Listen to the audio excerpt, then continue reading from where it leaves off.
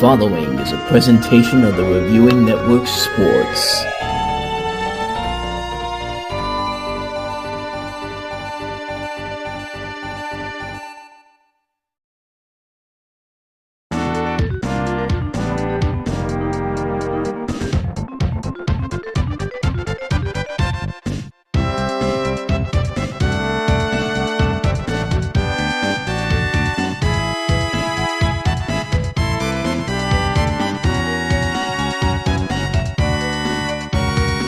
Hello everybody and welcome to another episode of the NFL Network for week number 4 of the 2025 NFL regular season. And another crazy week in the NFL to kick off the early stages of the regular season. I mean, last week, of course, there was a ton of injuries. That was the main centerpiece of all the stories going on. But this week, it's all about crazy plays happening in the last few minutes. I mean, I think there was like 7, I think they said it was like 5 to 7 different games which had block field goals or block kicks towards the end of the game that led to touchdowns, game-winning touchdowns and all that. We'll touch on all of these as we go along here, but it is Wednesday. Well, technically when I'm recording this, it'll be Tuesday night, but you'll probably all hear this mostly on Wednesday morning.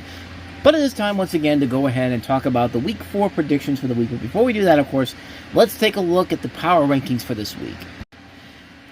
And once again, we have some notable changes with only 2 teams that were in the top 5 last week still hanging in there, and a lot of changes all across the board here.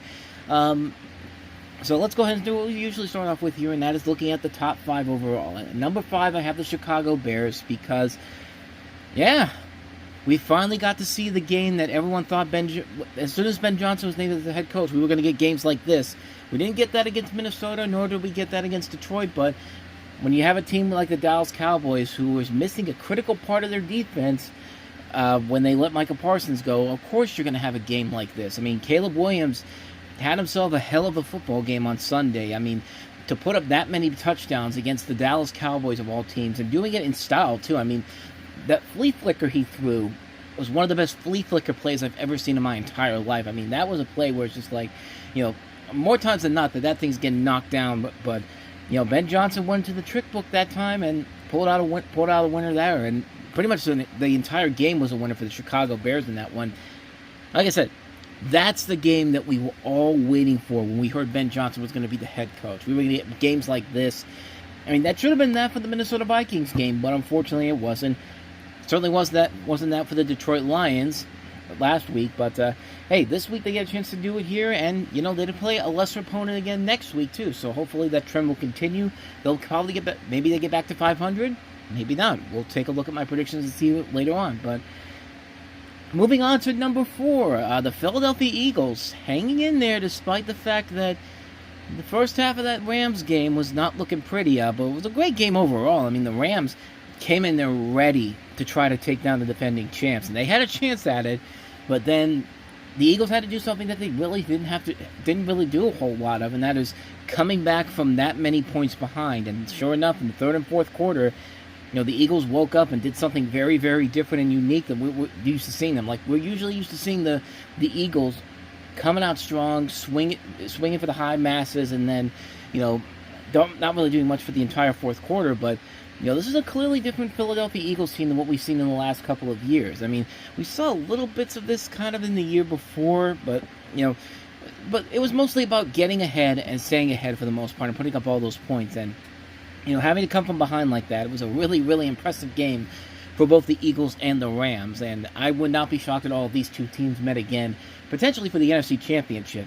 But, who knows? Only time will tell. But then again, the next competition for the Philadelphia Eagles might have a say about that as we look at number 3 on the list, and that is the Tampa Bay Buccaneers, who, again, kind of like with the Eagles, looked pretty dominant all game long, and then their opponent, the New York Jets, came back in the fourth quarter and almost won it, but then they realized that Baker Mayfield is on the other side, and Baker Mayfield is playing some of the best football of his career right now. I mean, Baker has basically been embraced by Tampa Bay, and he's taking full advantage of that. He had another great game, and he's going to give the Philadelphia Eagles a run for their money next week. It should be another exciting game between those two teams, but we'll touch on that when we get to the predictions overall. Here's a shocker, number 2 on the list. Yes, I am finally gunning on the Colts train for right now. I mean, I don't know if this is going to stick around. I don't know if this is just a fluke or all that, but Colts were very impressive. Yet once again last week, 3 weeks in a row, 3-0, and it wasn't until halfway through this game that Rigoberto Sanchez actually got to do his job and punt the football. I did not notice this before, but he had not punted until this game, and it was very impressive. 9 quarters, I think 9 or 10 quarters, you don't punt at all, and then you realize, oh shit, I have a job to do when that time comes. But again, I have them up here high because I thought they overall dominated over the Titans, but I'm still not fully convinced yet that this is a team that's destined for the Super Bowl. I mean, they've had some rough teams. I'll touch more on that when we get to the actual predictions, because they have a real test this week coming up. But of course, the number 1 team this week I have here is the Buffalo Bills, back up there from number 2 last week. I moved them back up there because the Miami Dolphins were game in that Thursday night matchup, but they were no match for the Buffalo Bills. They continue to find ways to win these games, and they won a very, very close battle with the Miami Dolphins, who were prepared to go in there and play spoiler, but Tua throws the interception, and that's all downhill from there. No surprise, the Buffalo Bills, I still think, are the best team in football right now. But a lot of teams making a lot of noise. A lot of teams that I was not expecting to do such. But lo and behold, here we are in Week 3, technically not a fifth away through the season, because we still have a lot of games going forward. But technically it's an 18-week season with 17 games. So I guess technically we're about a sixth of the way through the season if you want to go down that mathematical rabbit hole. But I don't know what I'm saying, so why don't we just go ahead, cut the BS, and just go straight into what you really are here to hear me talk about, my Week 4 NFL predictions. Certainly a lot of very intriguing matchups overall. Starting off with our first one here, we started off on Thursday Night Football with the first of 2 straight NFC West matchups, because this week we've got the Seattle Seahawks going out to Arizona to host the Cardinals, and then the next week the Rams will host the San Francisco 49ers. So it's a rare back-to-back week of all 4 teams in the same division playing on 2 separate Thursday Night Football games. And we have this one here, the Seattle Seahawks and the Arizona Cardinals. The Cardinals, like I said before, I still can't get a true grasp on how I feel about this football team. I mean, there are times when they will look pretty good, but then they'll have a game like the San Francisco 49ers where they just kind of are in there, but then they make one critical mistake, and then the game's completely wasted. The game's completely ruined by a 49ers team that gets down the field and kicks the field goal to win the game. And not having James Conner for the season now, that's a big, big loss for the Cardinals overall. So you have to really rely more for Kyler Murray to rely more on Marvin Harrison Jr. as well as Trey McBride and that defense to hold up, which is going to be very tough to do, especially with a team like Seattle, which, kind of like with Arizona, I still can't really get a full grasp on how I feel about them overall. They have looked pretty good the first couple of weeks of the season, but they've done it with teams that are not really sure how you can really assess how your season's going so far when you have teams when you're getting big wins over the Steelers, which we still don't know for sure if that magic really is back for the Steelers or it's just gone, or the New Orleans Saints, which has pretty much proven that they are just an absolutely terrible football team. But then again, the San Francisco 49ers game, again, kind of like with the Arizona Cardinals last week, came down to a field goal, came down to a few points in the end, and a critical interception at the worst possible time. But hey, right now Sam Darnold is balling out. Jackson Smith and Jigba is proving he's more than capable of being the number 1 wide receiver. Torrey Horton's looking like a pretty good pick for the Seattle Seahawks. I mean, he's a guy that's come out of nowhere. He's already got like 4 touchdowns on the season. We're not even at the 4-week mark at this point, but yeah, things are going pretty good right now for the Seattle Seahawks, and I expect that to continue this week. I don't think the Arizona Cardinals will have enough to really stop the might of Sam Darnold and the Seattle Seahawks. And again, it's mostly because I don't think Arizona's really as good of a football team as we're letting them on to be. I mean, they've won their first 2 games, but then they also let the Carolina Panthers back in that second game, and then they lost to San Francisco in Week 3. So you can't really get a good grasp on this football team right now, per se. But if I had to pick which one I think is going to win this one, I think it will be the Seattle Seahawks. I think they are just a far superior team in this matchup here, and I think they will continue that push. I'm not expecting them to go out and put like 48 points like they did over New Orleans last week, but they should do more than well enough to win this game over the Cardinals. I'll take the Seahawks to go to 3-1, Cardinals to drop to 2-2. Top of the morning to you folks. We are heading to Ireland for the first time ever with our NFL Dublin game, which kicks off the international series of games for 2025 as we have the Minnesota Vikings taking on the Pittsburgh Steelers. And okay, I'm not going to do that voice all the way throughout this, but hey, I had to do it at this point. But just don't ask me to do it when we get to the Germany games and all that type of stuff, because I have no idea what type of language to use there. But we got our first international series game. As I said, Pittsburgh Steelers using up one of their home games to host the Minnesota Vikings. Pittsburgh, yeah, got a win over New England, even though technically they've still not been playing very well. The offense has been the one that it's a weird thing because yeah, the Steelers got the win against New England, but yeah, the defense definitely looked a lot better in that game.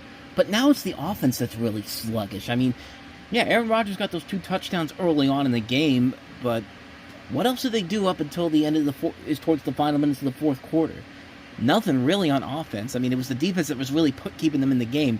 New England had opportunities to win that game, so I really don't know how to feel about the Steelers right now. I'm still not as confident as I was as the season began. I really don't think they've righted the ship in anything, and now you've got a tough matchup ahead because you're going up against a team that put 48 points up one of your division rivals. So like I said last week, man, J.J. McCarthy, without him in the lineup, without the starting quarterback for the Minnesota Vikings, they somehow just become unstoppable. They're like Thanos when he gets the Infinity Stones. It's just like, abandon all hope, ye who enter here. And yeah, I know it's early on in the season, and yeah, I know Jordan Addison hasn't been in there, although he does come back this week, and you also don't have Aaron Jones, but you still have Carson Wentz and Jordan Mason, and look at what they were able to do against Cincinnati.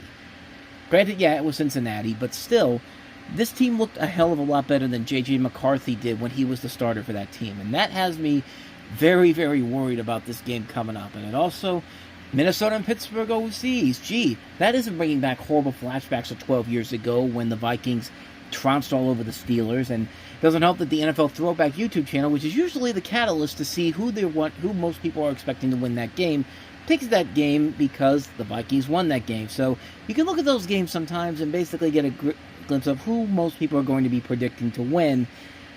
And sadly, I'm going to be going down that route. I just don't think the Pittsburgh Steelers have enough there to beat a team as good as the Minnesota Vikings, especially with the defense putting up that performance they did. Isaiah Rodgers, the day he had, yeah, it's going to be tough for the Steelers to get any traction going here in this one. I think it's going to be a mess of a game. It's a good thing I had plans to sleep in during that game, per se, but maybe I'll catch the tail end of it as I'm getting up to get ready to watch the regular afternoon game. So I'll take the Vikings to win this one, to go to 3-1, and Pittsburgh to drop to 2-2. As we now look ahead to the 1 o'clock games, first up we have the Atlanta Falcons hosting the Washington Commanders. Washington, speaking of backup quarterbacks, they don't have Jaden Daniels. They had Marcus Mariota for that game against the Raiders. And seeing as how it's the Raiders, there was pretty much no problems whatsoever for Washington. I mean, Jaden Daniels, even if he was healthy, they probably would have said, Jaden, you just sit back here. We're going to put Marcus in here because it's the Raiders, and the Raiders are not a very good football team. I mean, they put up 41 points over the Raiders on Sunday with Mariota in the backfield as the quarterback. And then there's Atlanta, which had that very convincing win against Minnesota on Sunday Night Football last week, and then just laid the ultimate goose egg against Carolina of all teams. The Carolina Panthers, the team that has been such a clusterfuck of a disaster the last couple of years, and yet all of a sudden, now here they come, welcoming in Atlanta and just completely mopping the floor with them. Which I'll talk more about Carolina in a second, because they got another intriguing matchup themselves, but yeah, Atlanta looks pretty bad, and maybe that win against Minnesota was kind of like last year when Atlanta won against Philadelphia on Monday night. Maybe that was just more of a anomaly than an actual reality for the team going forward. But with that said, though, I'm not ready to give up on the Michael Penix train just yet. I think it will mostly depend on if Jaden Daniels plays this week, because last week Washington played a team that really wasn't that great in the Raiders anyway, but this time they're taking up a much more formidable foe. They had a really good matchup here on Sunday night last year, the two of them, with Washington coming out with the win in that one that got them into the playoffs. I think Atlanta's coming back for revenge in this one. The Dan Quinn Bowl. I just completely forgot that Dan Quinn is the coach of the Commanders, but he was also the coach of the Falcons. So yeah, I'm gonna go ahead and take the Falcons to win this one. I'm gonna go ahead and give Atlanta the 2-2. Washington dropping to 2-2.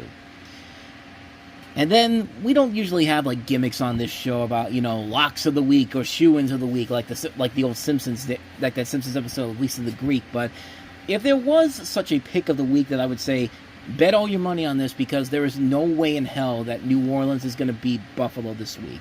Because the Saints are heading up to Orchard Park to take on the Buffalo Bills. And really, there's not much more you can really add to it. New Orleans is the worst team in football right now, and it's not even close. I mean, they got humiliated against Seattle. Like, if I had highlights right now, I'd be playing the circus music in the background, because that's how badly that game went for them. Nothing went right for them. Seattle just mopped the floor with them, and it wasn't even close by any means at all. So they're taking on the Buffalo Bills. Like I said, the best team in football right now, and I have nothing more to say about it. Buffalo's going to mop the floor with the New Orleans Saints too. I mean, there's nothing about this New Orleans Saints team that gets me excited to see them go in there and maybe pull an upset. I got nothing else for you. Buffalo's going to win this one. Buffalo goes to 4-0. New Orleans drops to 0-4. Like I said, literally nothing about this team, the Saints, makes me confident they can go into Orchard Park and beat a team this good, as good as the Buffalo Bills. There's just no way. Which brings us to the next game we have here, which was one of the big surprises from last week. The Cleveland Browns taking down the NFC North opponent, the Green Bay Packers. Last week, they get to take on another one in Detroit as they take on the Lions. Lions. Well done, Lions. I did not know you had it in you on Monday night, going into Baltimore and just putting up a big game against the Ravens. And mostly you benefited from Derrick Henry fumbling the football once again, which, I mean, kudos to you for doing that again. But I guess apparently that's the way you're going to have to beat the Ravens. Is you may not be able to stop Lamar Jackson or Derrick Henry, but just get Derrick Henry just punch that ball out of Derrick Henry's hand in the fourth quarter, and then you have a chance to win if you're still about a score behind. But I digress. The Detroit Lions coming in here after that big game against Baltimore. Cleveland Browns coming in for that big upset win over the Green Bay Packers, which I think was more about the Packers collapsing than the Cleveland Browns actually being good. I really don't think they're that good of a football team. As much as their defense is the best thing about them, yeah, Cleveland got lucky in that Green Bay game. Green Bay just had a really terrible football game. And I feel like they're precursoring for the Sunday night game that we'll get to later on. But you're going into Detroit to try to take down a really good Detroit Lions football team that's finally getting its muster back after that Week 1 loss to Green Bay. I mean, they mopped the floor with Chicago. They put out a rout against the Ravens, and if this is the sign that the Lions are back to a place they once belonged, they should be able to beat Cleveland pretty convincingly in this matchup here. So that's who I'm going to go with here. I'm going to go with the Detroit Lions to go to 3-1, Cleveland to drop to 1-3. And then, following that, you've got a Super Bowl 38 rematch between the New England Patriots hosting the Carolina Panthers. New England looked pretty good against Miami too last week, but not the game at Pittsburgh. 5 turnovers, which was the first time New England lost the football with 5 turnovers since 2008. Coincidentally, that was also a game with the Pittsburgh Steelers, and also coincidentally, that was the last time that the Steelers won in Foxborough. So, yeah, 17 years later, they got their revenge. And apparently New England, I didn't even notice this until I saw the stats. Apparently New England is right now, ever since Tom Brady left, has been one of the worst places to be a home team at. I think the record is like 2-23 or something like that. Yeah, 16 wins and 24 losses since the beginning of the 2021 season for the Patriots. This is not the same New England team that Bill Belichick and Tom Brady were the dominant forces on. This is a team that can easily be beaten, which is very good news for Carolina after putting up a sweep of the Atlanta Falcons in that first game, shutting them out completely. Not a sweep, not yet at least, but Bryce Young looks really good. The defense for the Carolina Panthers came to life, and I think they are primed and ready to go into New England and pull off a pretty big feat with them. I mean, Cam Newton, when he was with the Panthers, beat them twice whenever he was the quarterback for the Carolina Panthers, and Bryce Young, this is a chance for him to make his presence known and say that, those past couple of years where I've really struggled, that's been long gone, man. This is now the time for us to really show who we can really be as a football team. And I really think Carolina can go into this football game, can go into Foxborough and pull off what some might consider to be a pretty big upset overall. I think a lot of people will predict New England to win this one, but I don't know. I just got the feeling that Carolina is going to go in there and show everybody that last week was not a fluke. This team is really for real. So give me the Carolina Panthers to win this one, to go in 2-2, and New England to drop to 1-3. Next up, we've got a showdown between the Los Angeles Chargers and the New York Football Giants. The Giants.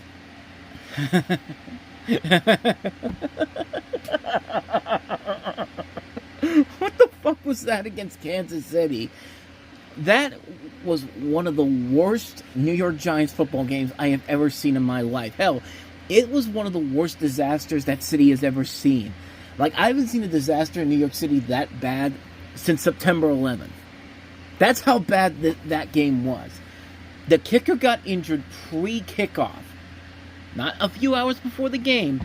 Literally within 30 minutes before the game was supposed to start. So, they were already without a kicker. So what the hell were they supposed to do when they got closer to the red zone? Just keep going for it on 4th downs. Let Russell Wilson throw the football.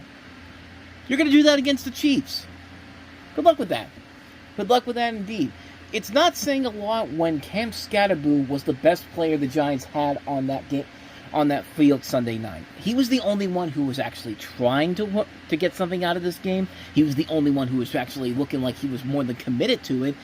Because I don't know what the hell they were thinking. Bringing Jackson Dart for a couple of plays, not even a drive, but 2 plays, they threw him in there. Why? Like, what the hell did you think you were going to accomplish from this, Daboll? What were you thinking you were going to accomplish from any of this? Yeah, I get it. Russell Wilson had a banner game last week against the Dallas Cowboys, but it's against the Dallas Cowboys with a defense that does not have Micah Parsons. You could have anybody, and I mean anybody, have a game that as good as that. So yeah, the Giants look pretty bad, and Kansas City got their first win of the season basically by beating the remedial football team. I mean, they beat the Jerry's kids of the NFL pretty much. But here's the good news for the New York Giants.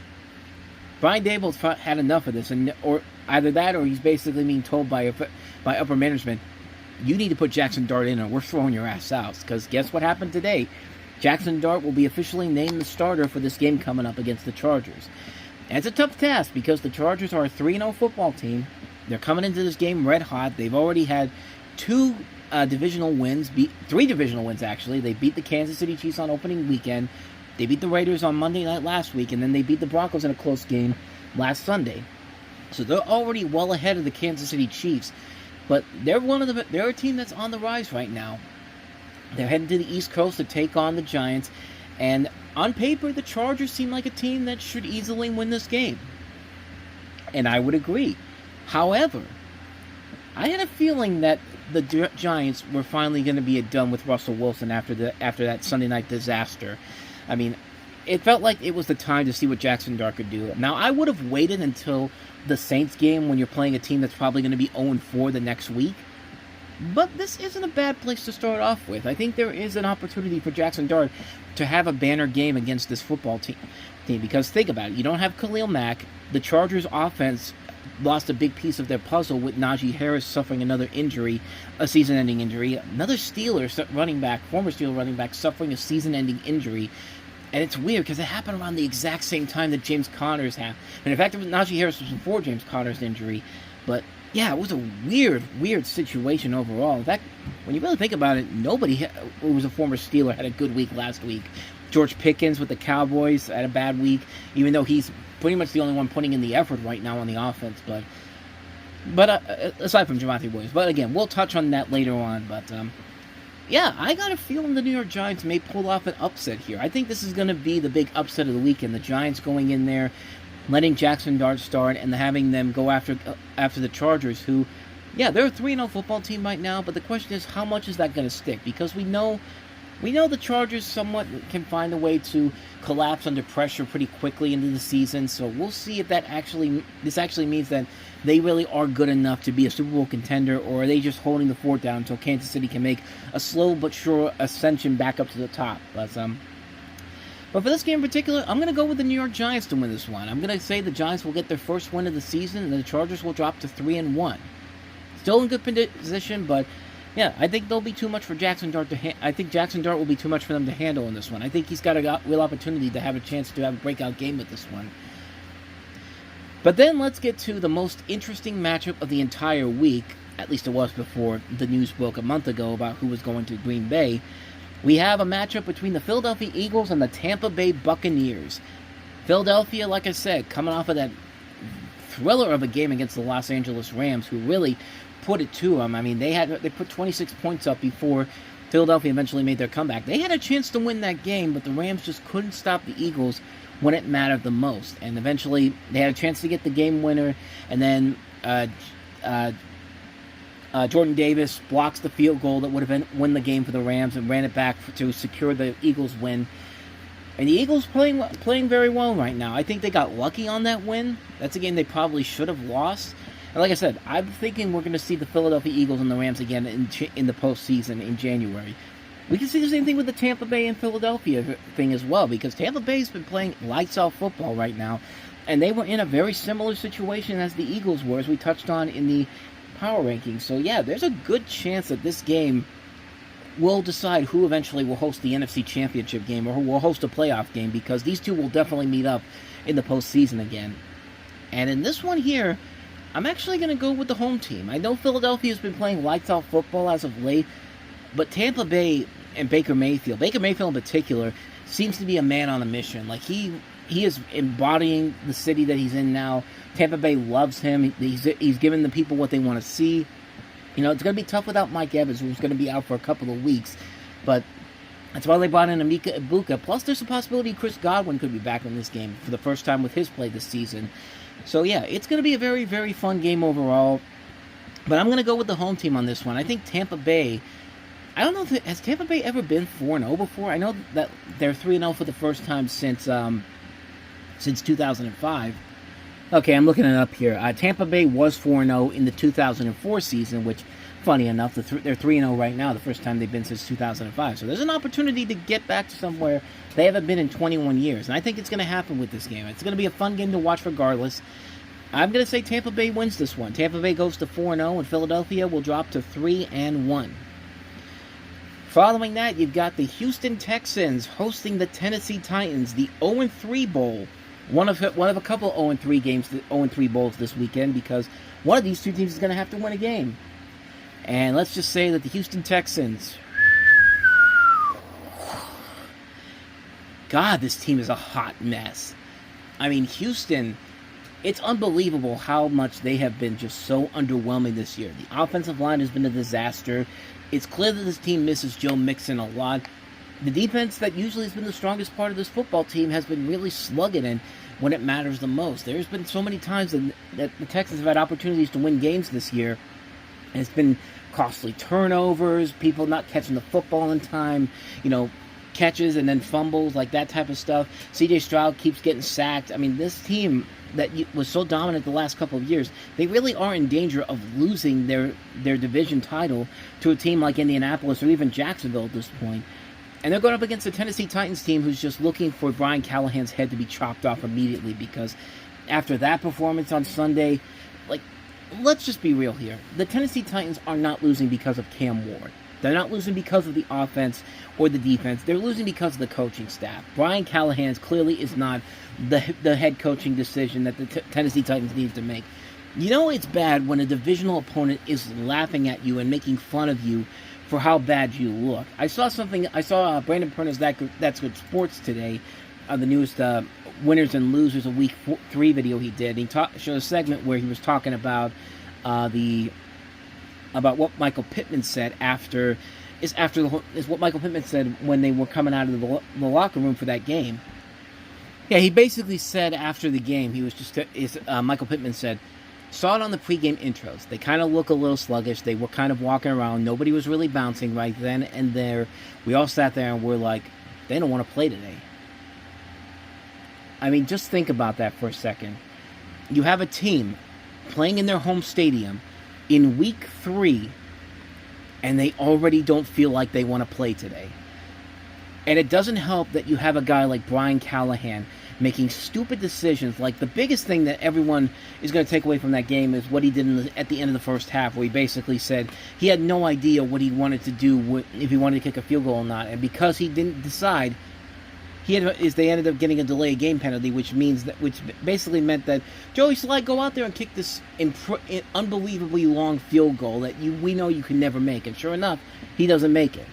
Like, it's asinine. Like, I really do think that Brian Callahan will be the first one to lose his job when this is all said and done, like this season, because there's nothing about this team, there's nothing about this coaching staff, I should say, that looks like they want to play football. Cam Ward is trying the best he can to keep it together, but even he's folding under the pressure right now. And both of these teams don't really look that promising overall. But if I had to pick a winner here, I'm going with the home team of the Texans. I think the Texans will do just enough to get a win here, but I don't think it's going to be enough to make me say that, the season is saved and all that Houston will be just fine. No, I think you just get a win here because the other team you're playing is just not that good. I mean, it's just plain and simple on that front there. So I'm going to take the Houston Texans to go to 1-3 and the Tennessee Titans to drop to 0-4, and hopefully this will be the end of the Brian Callahan coaching era, because any more of these games with him as the coach, and we are heading into disaster territories here. We're heading into Josh McDaniels levels of disasters right here. Heading into the late window games, we have the Indianapolis Colts traveling out to Los Angeles to take on the Rams. We mentioned the Rams. The Rams had a chance to win that Philadelphia Eagles game. The Colts just decimated over Tennessee. And like I said, I had them high up there as the number 2 team of the week. But even then, I'm still not convinced that this team is as good as everyone says it is. I think I've been listening to a lot of the Rich Eisen show, and they keep talking about how, the Colts are destined for the Super Bowl. Indy is, Indianapolis Jones. That whole thing. Do people forget that the teams they played so far this season? They played a Miami Dolphins team that has not looked good. They played who did they play in week 2? They played Denver in week 2. Denver was supposed to be a good football team, but even I'm not certain that they're that good right now. And then they played the Tennessee Titans, one of the worst teams in football this year. Yeah, those are 3 games where, of course, you were going to put up as many points as you can on those teams, because they're not good football teams. Here comes their first real test right here to see if this Colts team is for real or not. You have to go into Los Angeles and beat a really good Rams team, which is coming off of a devastating Philadelphia collapse last week. A devastating collapse against Philadelphia last week. And the Rams are going to be more than game to try to get momentum back on their side here. So this is going to be a very, very interesting matchup overall. But this is one I think the home team is going to have the advantage of here. I think the Colts have just gotten lucky because the first couple of games they've played against inferior teams. And now you're going up against a team that was in the playoffs last year, went in pretty deep into the playoffs last year. I think the Rams are going to mop the floor with them in this one. I think this is going to be a game where the Rams should easily beat the Colts in this one. They'll bring the Colts back down to earth here. The Colts, I think, are still good enough right now, but it's still not good enough for me to say that they'll win this game here. I'm going to take the Rams to go to 3-1. Colts to drop to 3-1. Next up, we have the Jacksonville Jaguars hosting the San Francisco 49ers. 49ers, like I said about Arizona, they barely got out of there with a win over the Arizona Cardinals last week. It's a team where you have Mac Jones as the backup quarterback, and Christian McCaffrey is really the only one who's doing a lot of the work. But even the Cardinals' defense was able to stop them many times in that game until it was too little too late. I don't think the San Francisco 49ers really are that good right now. I mean, they're 3-0, but it's a 3-0 with a lot of question marks because, you beat the Seattle Seahawks, you beat the New Orleans Saints, and you beat Arizona. And kind of like with Indianapolis, are these teams really all that good, or is this just a product of an easy start to the season? I think it's an easy start to the season for them, unless something changes when they have to face real competition in the next couple of weeks. I don't think San Francisco's as good as people make them out to be. which is good news for the Jacksonville Jaguars coming off of that big win over the Houston Texans, which I think is their first win against the Texans in Jacksonville in a long time.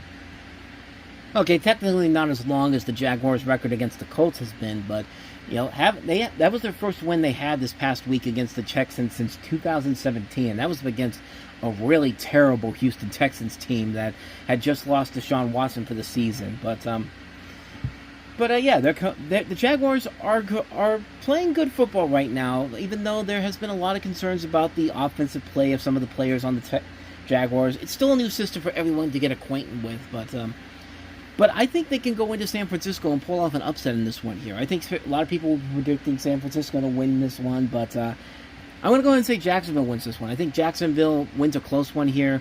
I think they will go to 3-1, and San Francisco will drop to 3-1, get their first loss of the season.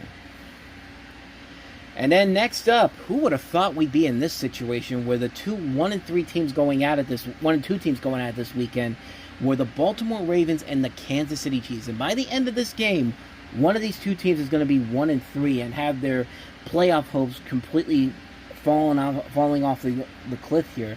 And that could be the defending AFC champs in the Kansas City Chiefs as they host the Baltimore Ravens. The Ravens, like we said, a tough stretch of games this first couple of weeks of the season with Derrick Henry fumbling the football in critical situations. The Ravens have played pretty good for 9 quarters of the season so far. It's those 3 quarters at the end is in specific in the last 3 games where they have really struggled overall, and it doesn't help that Derrick Henry continuously fumbles the football. That's becoming more of a problem now. But this is a time when Baltimore usually starts off. Actually, well, we'll be honest here. Baltimore has actually started off pretty slow the last couple of weeks here, and that's usually what they usually start off with here. It's not until we get to October and then on where they really start to put it all together. So they're going into Kansas City, who's got their first win of the season after beating the remedial football team of the league with the New York Giants, and a matchup that holds a lot of intrigue, mostly because of who ends up winning this one here. Baltimore is a very good football team.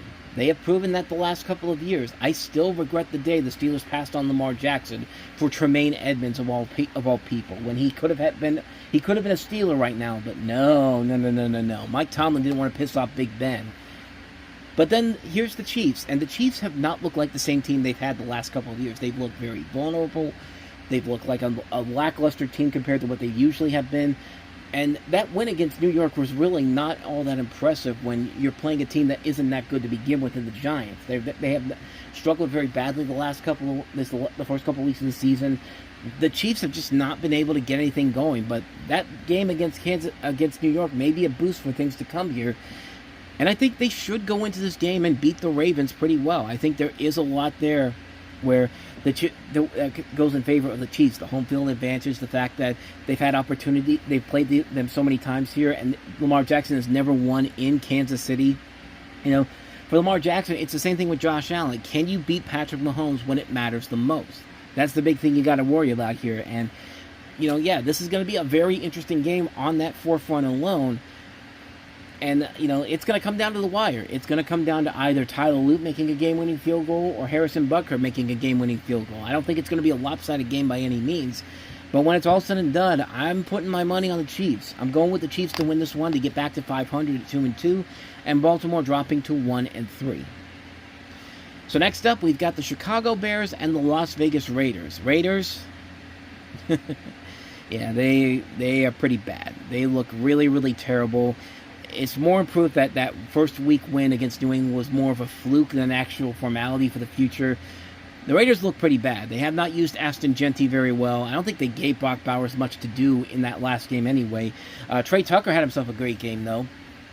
You got to place the Chicago Bears team coming off of this thrilling win against the Dallas Cowboys in spectacular fashion, where they just completely mopped the floor with them in every way, shape, and form. Caleb Williams had his best game as a pro.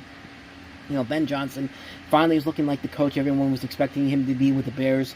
And I think he's going to use that momentum very well against the Raiders. The Raiders are not a very good football team. You could do a lot of the same plays that you did with the Chicago Bears, like you did with Dallas, and still have a very good game where you come out there strong and come out there with a winner. And I think there is a lot there to really appreciate with this matchup here. I think the Chicago Bears can go into this game and win this one pretty well. And Caleb Williams can have another great performance overall. So I'm going to go ahead and take Chicago to win this one. Give me Chicago to go to 2-2 and Las Vegas to drop to 1-3. And then, ladies and gentlemen, let's get ready to rumble, because we have the Micah Parsons Bowl, the Sunday night NFL rewatch game this week. Remember, we added that game in the moment Micah Parsons was traded from the Cowboys to the Packers, because we knew that this was going to be must-see TV. And by we, I mean me, because I'm the only one that works for this company right now. But we've got the Green Bay Packers coming back to town with Micah Parsons to take on his former team in the Dallas Cowboys. Both teams coming off demoralizing losses. I think even more so for the Packers than the Cowboys. Cowboys, they have been kind of like this all season long. I mean, when you take a big chunk of that defense away in Micah Parsons, that's a big hole to fill. And yeah, they beat the Cowboys. They beat the Giants, but it's the Giants. I mean, that's basically saying that you beat the bully, but then someone tells you, "Oh, you mean the kid with Down syndrome?" Yeah, there's nothing convincing about being the Giants right now. The Giants are just not a good football team. And, as much as the Cowboys are doing good on offense, it's not enough when the defense can't stop people from can't stop the other team from running the football, or the defense coming up big for them. But, yeah, they're going up against Green Bay, which had one of the more demoralizing losses I've ever seen for this football team. You lost to the Cleveland Browns. The Browns, who looked terrible the start of the season. And you put that type of a game together when you only scored 10 points the entire game? Are you serious? Like, we expect a whole lot more from the Packers now, especially with Micah Parsons there. But who knows? Maybe both of these teams lost because they knew that this game coming up was going to be a bloodbath. Last time the Packers faced the Cowboys on Sunday Night Football, it was 15 years ago, in Green Bay, where Green Bay just completely demoralized them to the point where they fired their head coach, Wade Phillips, after that game, and thus began the Jason Garrett era at Dallas. But this time around, it's going to be in Dallas with Green Bay, and like I said, it's going to be a bloodbath between two teams who are trying to get back to relevancy again and put the demoralizing loss from last week behind them. This is going to be a knockout, a fight to the finish. This is going to be like watching a Rocky fight, honestly, because you've got a really good Green Bay team going up against the Cowboys team, who would love to spoil Micah Parsons' homecoming. But I sadly don't think it's going to happen for them. I think Green Bay will totally make up for losing to Cleveland last week, just because the defense for Dallas really has struggled since Micah has been traded. So, in this matchup, I'm going to take the Green Bay Packers to win it, and the Dallas Cowboys will drop to 1-3. Green Bay goes to 3-1. Like I said, Sunday night NFL rewatch. Be here for that game. I'll post that Sunday after the game, as I'll record the commentary during the game, and then you'll see it after the game. And then finally, we have a Monday Night Football doubleheader, and not a very good one, because this has been, it's funny when you think about it. Sunday Night Football and Monday Night Football have had less home wins in those primetime games than the Thursday Night Football game does. Games have done. Buffalo beat the Ravens in Week 1, but then the Falcons beat the Vikings in Minnesota. Last week, the Chiefs beat the Giants. And then Monday Night Football, every home team has lost on Monday Night Football this season. Chicago lost to Minnesota. Tampa Bay beat Houston in Houston. Chargers beat the Raiders. And then yesterday, the Lions beat the Ravens. So if you're an away team this week, you might think you have an opportunity here. Let's take a look at the two games and see what we got here. We've got another 0-3 bowl. One of these two teams will be 1-3. The other will be 0-4. We've got the New York Jets hosting the Miami Dolphins. They're hosting them, right? No, it's Miami hosting them. Miami's hosting the Jets. Miami, I'll give them this. They put up a fight against the Buffalo Bills and could have had a chance to win that game had Tua not thrown that critical interception. And there's also a lot of penalties going on both offense and defense that led to the Buffalo Bills getting the win out of that matchup there.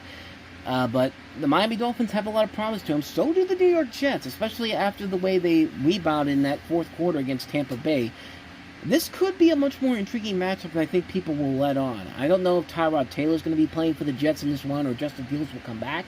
But this should be a very intriguing matchup with two teams coming off of losses where, they didn't win, but you could use that as a sign of progress overall, that you're getting better.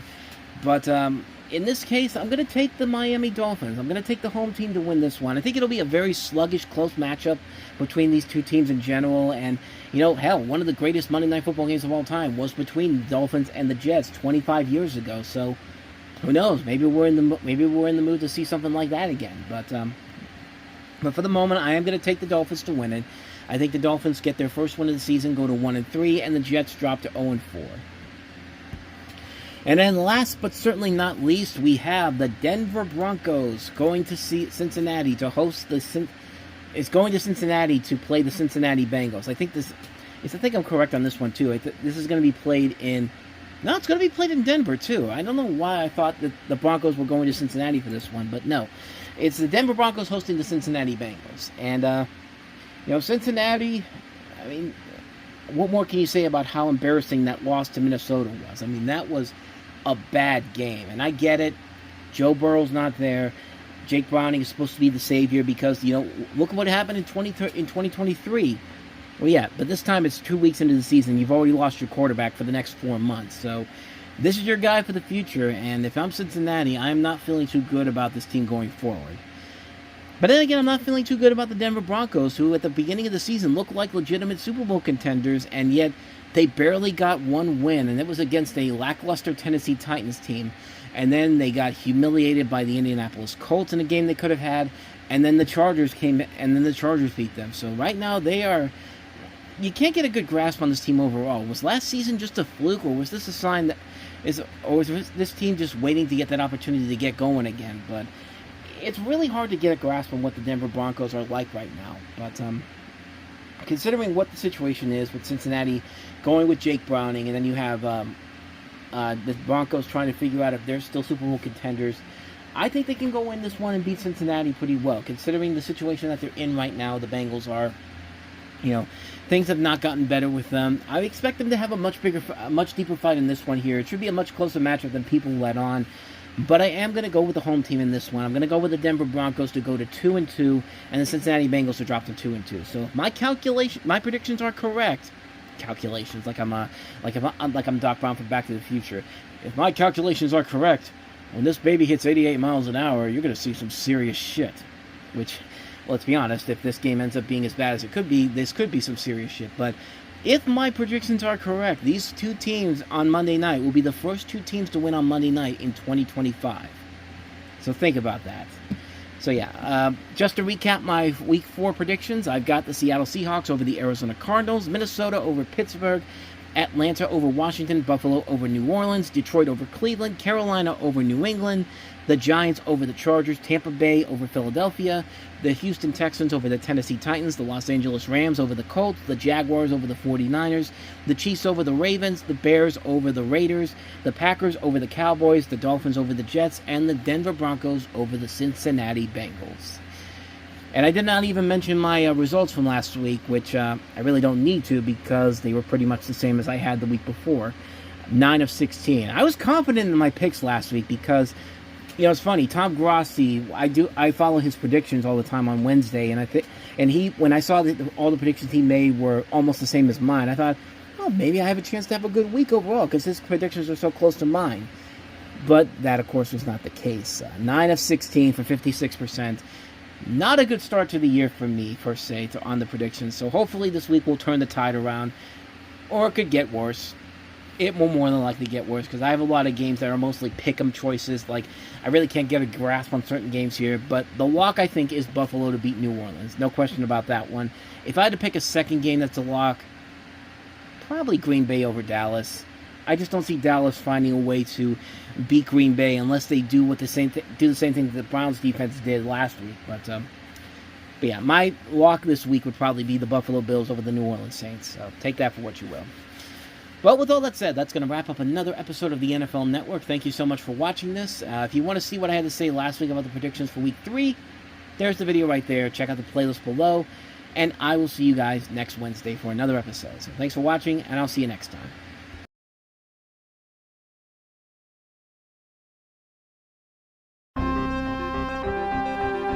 The following has been a presentation of the Reviewing Network Sports.